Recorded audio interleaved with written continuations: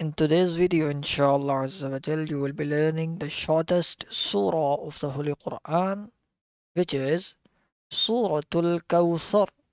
And this is a Makki surah, and ayahs are only three. And surah is really easy. You can see that. Let's start learning. Bismillahir Rahmanir Rahim. Inna. Good. أعطيناك. Make sure you're pronouncing the letter Ain really good. أعطيناك. طا is heavy. كوثر. كوثر. Thigh is soft. فصلي. Be on the letter lam for a bit longer because this is a mushaddad letter. فصلي لربك.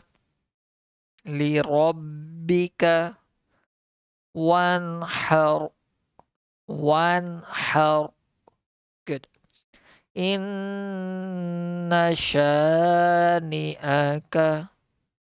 Good. Inna shani'aka huwal abtar. Abtar.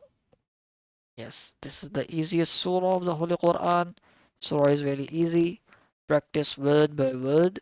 See you inshallah Azza wa Jal in the next video. Assalamu alaikum wa rahmatullahi wa barakatuh.